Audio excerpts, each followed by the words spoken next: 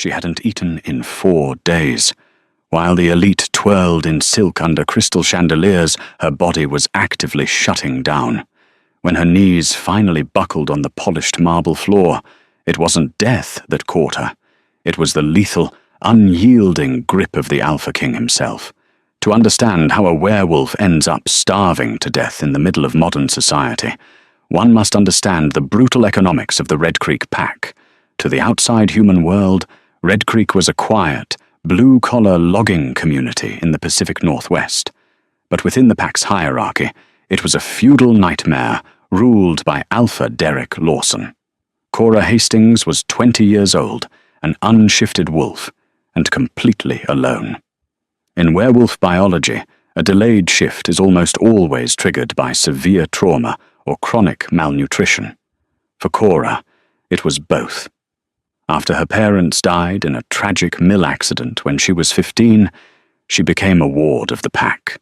The welfare stipends mandated by the regional Alpha King were supposed to cover her living expenses, but Alpha Lawson had a habit of quietly siphoning those funds into his own offshore accounts.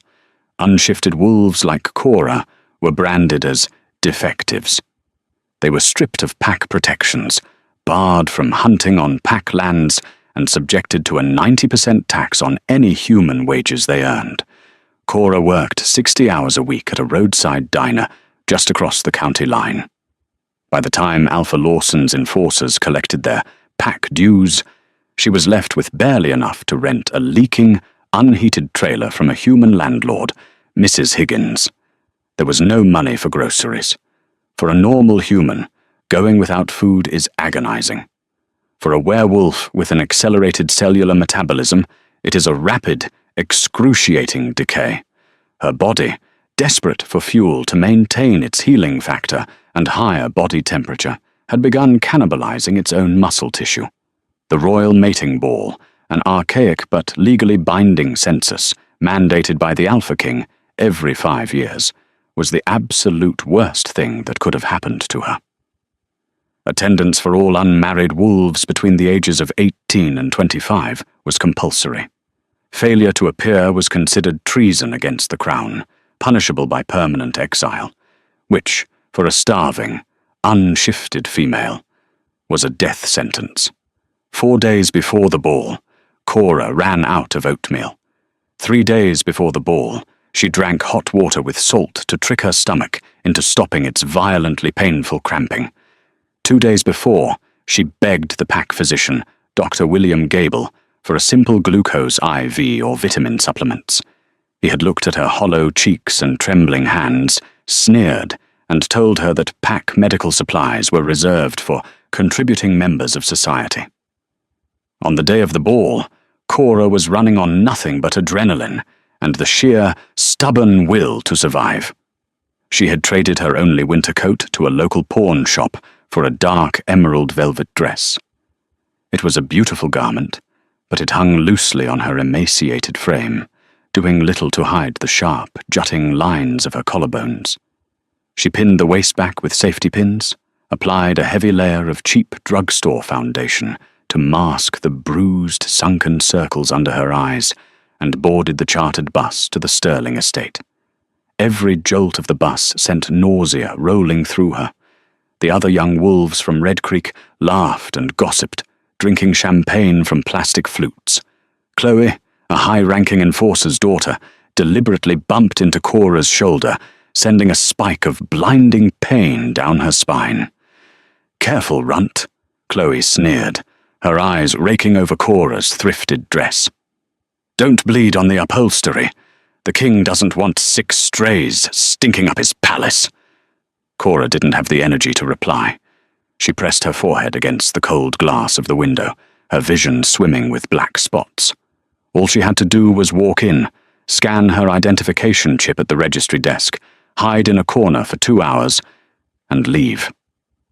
More importantly, she knew there would be food. The royal balls were legendary for their lavish catering. If she could just manage to slip a few dinner rolls or a piece of cured meat into her purse, she could survive another week.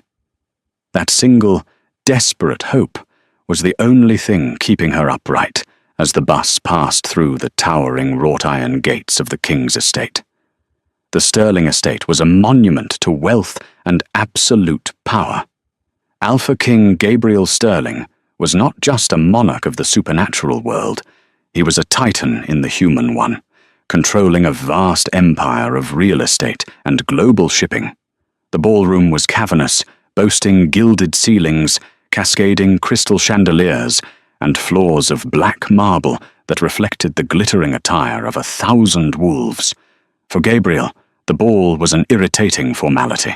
At 28, he was ruthless, politically shrewd, and utterly exhausted by the endless parade of ambitious females paraded before him by greedy alphas.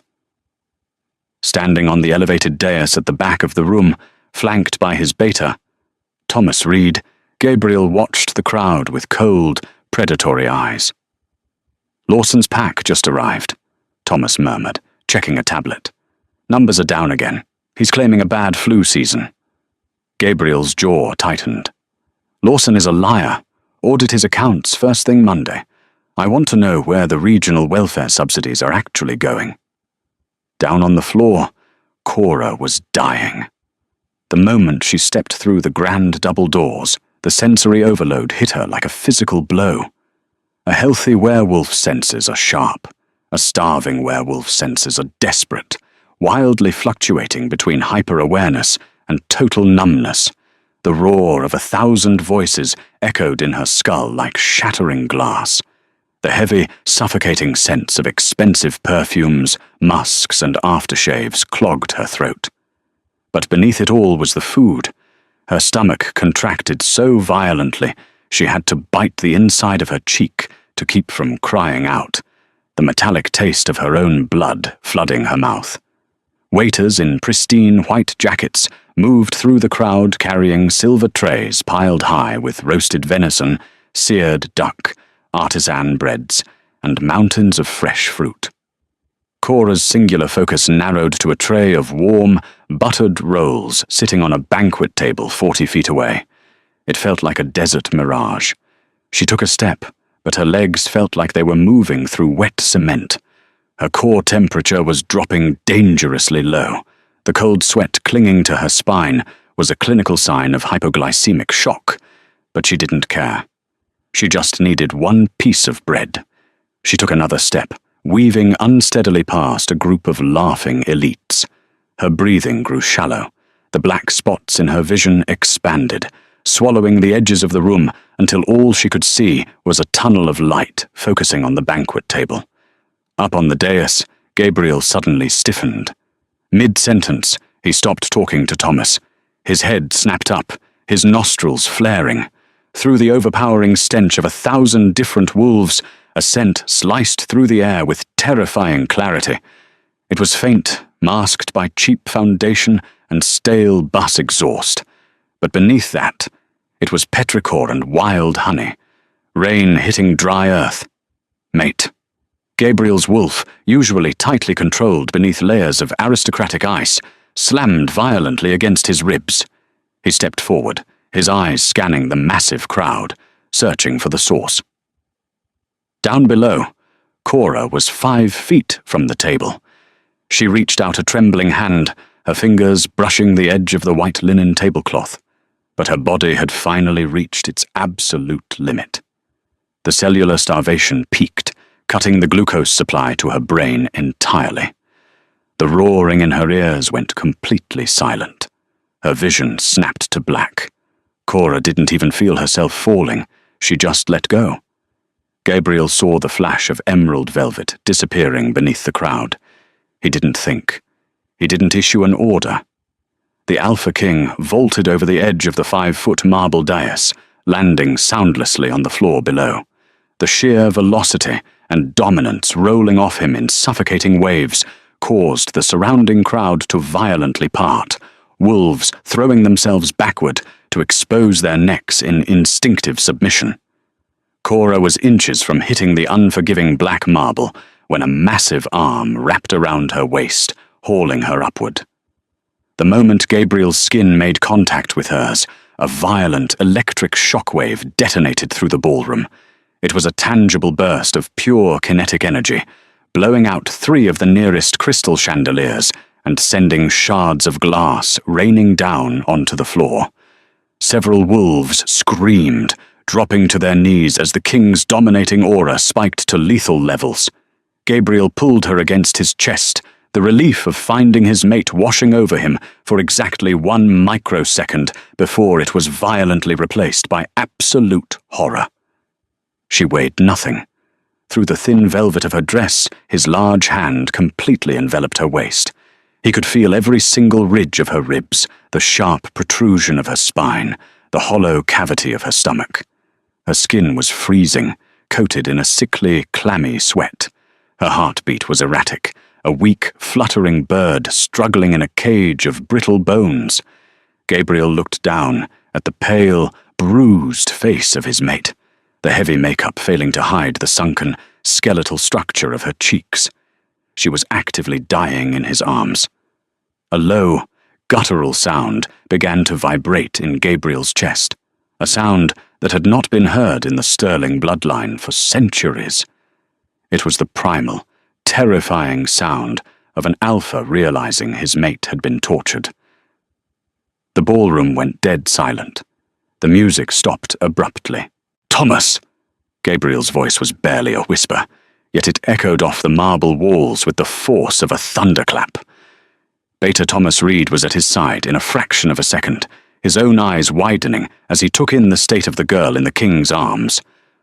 "Lock the doors," Gabriel ordered, his eyes never leaving Cora's lifeless face as he effortlessly lifted her into his arms. His gaze then swept up, locking onto the terrified face of Alpha Derek Lawson, who was standing paralyzed near the buffet.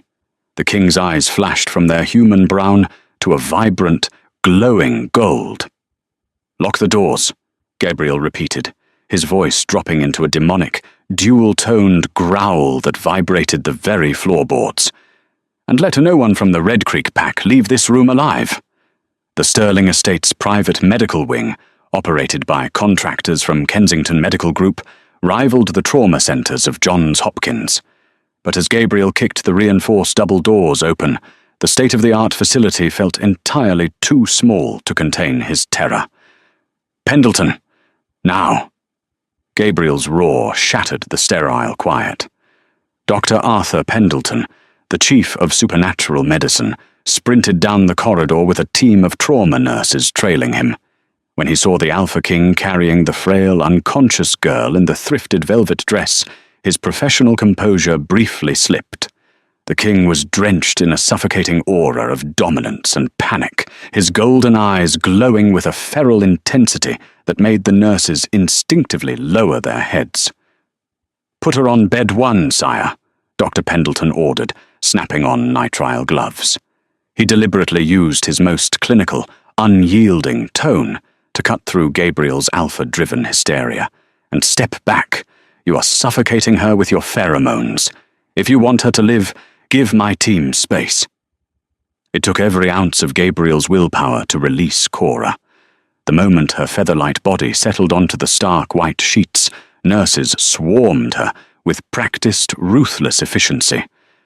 Scissors sliced through the ruined emerald velvet, exposing the full, devastating reality of her condition to the harsh, fluorescent lights. Gabriel choked on a breath, backing into the far wall. Without the dress to conceal her, Cora looked like a forensic photograph. Her ribcage was a sharp, jutting cage against translucent skin. The bruised valleys of her collarbones, the sunken hollows of her abdomen, the prominent hip bones, it was a brutal testament to prolonged, agonizing deprivation. "Heart rate is thready at 32 beats per minute," a nurse called out, attaching ECG leads to Cora's fragile chest. "Core temp is 94 degrees. She's in profound bradycardia." "Start a central line," Pendleton barked, shining a penlight into Cora's unresponsive, dilated pupils. "Push 100 milligrams of thiamine IV immediately. Do not give her standard glucose yet. If we spike her insulin, the cellular shift will trigger hypophosphatemia, and she will go into cardiac arrest. We have to manage this as extreme refeeding syndrome. I want comprehensive labs. complete metabolic panel, magnesium, phosphorus, and a toxicology screen. Gabriel watched, paralyzed, as IV needles pierced his mate's bruised arms. In the supernatural community, healing was supposed to be instantaneous. A wolf could snap a femur and be walking by sunset, but starvation was the one vulnerability that bypassed their accelerated cellular regeneration. Without fuel, the wolf's body turned on itself. 20 minutes later, the chaotic energy in the trauma bay stabilized into a tense, rhythmic hum of cardiac monitors. Cora was hooked to a specialized total parenteral nutrition (TPN) drip, delivering a carefully calculated emulsion of amino acids, lipids, and electrolytes directly into her bloodstream. She was wrapped in heated, bear hugger blankets, her pale face looking agonizingly small against the pillows. Dr. Pendleton approached Gabriel, his expression grim. He held a sleek, digital chart. "She is stable for the moment," Pendleton said, keeping his voice low. "But Gabriel, this wasn't just neglect. This was systemic, calculated torture." Gabriel's golden eyes snapped to the doctor. "Explain."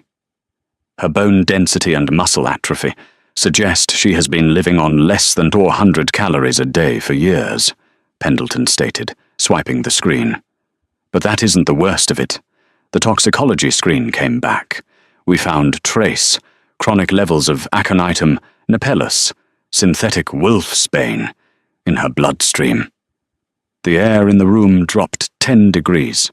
The heart monitor attached to Cora spiked slightly as Gabriel's predatory aura flared, causing the medical equipment to hum with static interference. "Wolfsbane," Gabriel repeated, the word tasting like ash in his mouth. "A highly diluted, modified strain," Pendleton confirmed. "Not enough to kill her outright, but enough to act as a permanent metabolic inhibitor. It suppressed her healing factor and forcefully prevented her transition. She is 20 years old, sire. The only reason she hasn't shifted is because she was chemically chained to her human form. Someone has been intentionally keeping her weak, sick, and defenseless." Gabriel didn't scream. He didn't break anything. The explosive, volatile rage from the ballroom vanished, replaced by a cold, terrifying absolute zero. He looked at the fragile rise and fall of Cora's chest beneath the heated blankets. He memorized the dark circles under her eyes, the brutalized state of her hands. "Keep her safe, Arthur," Gabriel said, his voice completely devoid of emotion. It was the voice of an executioner. "If her heart stops, mine does too." He turned and walked out of the medical bay. Outside in the corridor, Beta Thomas Reed was waiting. He held a thick leather folio. Thomas took one look at Gabriel's face and knew that diplomacy was dead. "The ballroom is secured," Thomas reported briskly, falling into step beside the king as they strode toward the estate's private interrogation wing. "Alpha Derek Lawson is detained in holding cell 4. I also had our legal and forensic accounting teams dig into Red Creek's financials, utilizing our contacts at Vanguard Health Systems and the federal tax boards." "And?" Gabriel demanded, his stride eating up the marble floor. "It's a massive embezzlement ring," Thomas said, flipping open the folio. "Lawson has been using a shell corporation, Cascadia Timber Exports, to funnel the regional welfare subsidies out of the PAC's accounts. Furthermore, because Cora Hastings is technically an unshifted human under PAC law, Lawson has been subjecting her to a 90% PAC tax on her minimum wage diner income. He forced her to rent a condemned trailer on the edge of town from a human landlord who is actually Lawson's sister-in-law. He has been systematically starving her, stealing her wages, and using trace wolfsbane to ensure she never shifted and gained the legal rights of a full PAC member." They reached the heavy, steel-reinforced door of holding cell 4. Gabriel stopped, resting his hand against the biometric scanner. "Thomas," Gabriel said softly, "contact the Securities and Exchange Commission and the FBI's White-Collar Crime Division. Send them every piece of evidence on Cascadia timber exports. Lawson is going to rot in a human federal penitentiary for wire fraud and tax evasion. But first, the lock clicked green. He has to answer to me. Inside the interrogation room, Derek Lawson was pacing, sweating profusely through his tailored tuxedo. When the door opened and Gabriel stepped in, Lawson immediately dropped to one knee, baring his neck in a desperate show of submission. "My king," Lawson stammered, his eyes darting to the floor. "I swear to you, I didn't know the girl was sick. She's a defective, a rogue element in my pack. She refuses to work, Gabriel didn't let him finish. He moved with a speed that defied physics, a blur of motion that ended with his hand locked around Lawson's throat. He lifted the 250-pound Alpha clean off the ground, pinning him against the concrete wall. Lawson choked, his hands scrabbling uselessly against Gabriel's iron grip. "Cora Hastings is my mate," Gabriel whispered, the words slicing through the air like a scalpel. Lawson's eyes bulged in absolute, unadulterated terror. The color drained completely from his face as the reality of his situation crashed down upon him. He hadn't just tortured a random pack member. He had tortured the Luna of the realm. The synthetic wolfsbane, the stolen wages, the 90% tax, Gabriel listed, applying just enough pressure to Lawson's trachea to make him wheeze for air, but not enough to crush it. "You starved my mate to line your own pockets. You chemically suppressed her wolf to deny her basic pack rights." Mercy," Lawson gagged out, tears of pain leaking from his eyes. "Mercy is a human concept, Derek," Gabriel said, his golden eyes burning into Lawson's terrified human ones. "And as you so eagerly pointed out, wolves are beasts. By the time the human authorities are done stripping you of your wealth, your freedom, and your dignity, you will pray for the death I am legally permitted to give you right now. You are stripped of your Alpha title. Your pack is dissolved and absorbed into the royal estate. You are nothing." Gabriel dropped him. Lawson collapsed to the floor in a weeping, hyperventilating heap. "Clean him up and hand him over to the FBI," Gabriel ordered Thomas without looking back. He stepped over the disgraced Alpha and walked out. It was 72 hours before Cora woke up. Consciousness did not return all at once. It came in fragments of sensation. First, it was the absolute, bewildering absence of cold. For years, the chill had lived deep inside her bones, a constant, gnawing companion in her unheated trailer. Now she felt enveloped in a profound, heavy warmth. Second was the absence of the tearing agony in her stomach. There was a dull ache, a strange heaviness, but the violent, stabbing hunger cramps were gone. Finally, she became aware of a sound, a steady, rhythmic beep. Cora forced her heavy eyelids open. The lighting in the room was dim and warm, filtering through sheer silk curtains. She was lying in a bed massive enough to fit 3 people, buried under down comforters. She tried to move her right arm and felt the tug of an IV line taped to the back of her hand. Panic, cold and sharp, immediately pierced through her drug-induced haze. She remembered the ball, the hunger, the absolute humiliation of falling. They were going to bill her for this. The king's doctors were going to bill her, and Lawson would throw her in the pack dungeons for the debt. She bolted upright, a ragged gasp tearing from her throat, but a sudden wave of dizziness hit her like a brick wall. "Whoa, easy. Please, Cora, do not move." The voice was deep, incredibly rich, and saturated with a gentle, grounding command that instantly bypassed her panic. Cora blinked through the spinning room to see a man sitting in an armchair beside her bed. He was dressed simply in a dark Henley and slacks, but there was nothing simple about him. He radiated a quiet, overwhelming power. His dark hair was slightly disheveled, and there were deep lines of exhaustion around his striking, intense eyes. "Where?" Cora's voice was a harsh, dry croak. It hurt to speak. "Where am I? The bill! I can't pay for this." Gabriel felt a physical ache in his chest at her words. Her first waking thought after nearly dying of starvation was the terror of medical debt. He leaned forward slowly, making sure all his movements were telegraphed and non-threatening. He picked up a small cup of ice chips from the bedside table and held it out to her. "You are in the royal wing of the Sterling estate," Gabriel said, his tone perfectly even, balancing his deep empathy with clear, factual reality. "You don't owe anyone anything. Eat an ice chip. Your throat is dry." Cora stared at him, her heart hammering against her ribs.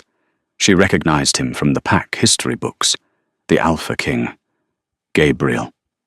She trembled as she reached out, taking the cup from his massive hand. Her fingers brushed his, and a sudden, shocking jolt of electricity zipped up her arm, settling as a profound, vibrating warmth in her chest. She dropped the cup. It clattered against the blanket, ice spilling everywhere. She stared at her hands, then up at him, her breath catching. The legends, the biology, the sudden, overwhelming scent of rain and wild honey that was suddenly clearing the medicinal smell of the room. "You," she whispered, her eyes wide with shock. "Yes," Gabriel said softly, not moving an inch, letting her process the reality of the bond at her own pace.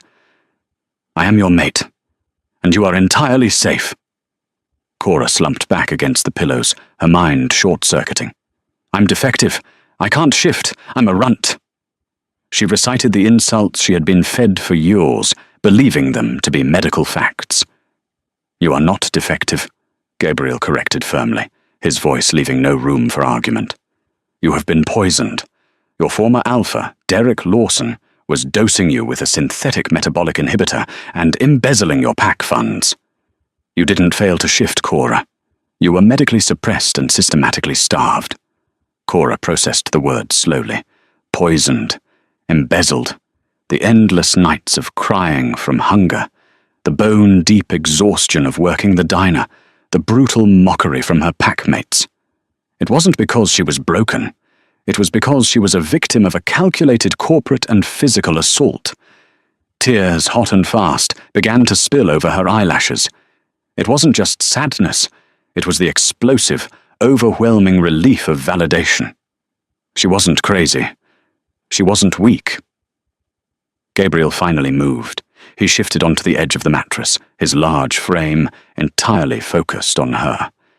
He didn't crowd her, but he reached out, gently wiping a tear from her hollow cheek with his thumb.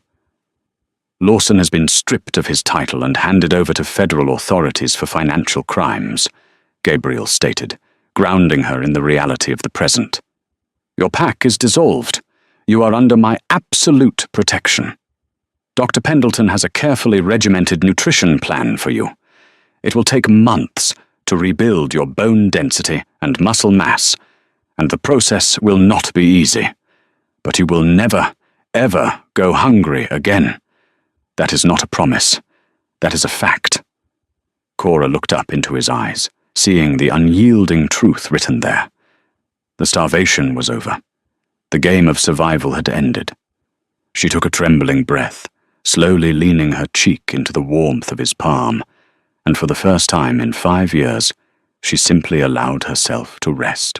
"Would you like me to elaborate on Cora's physical rehabilitation process, or explore the political aftermath of the king dismantling a corrupt Pack's infrastructure? Cora's journey from a medically suppressed outlier to a reigning Luna involves complex healing and justice. Whether we dive into the corporate trials of Derek Lawson or the intimate moments of Cora discovering her wolf, there is much more to uncover.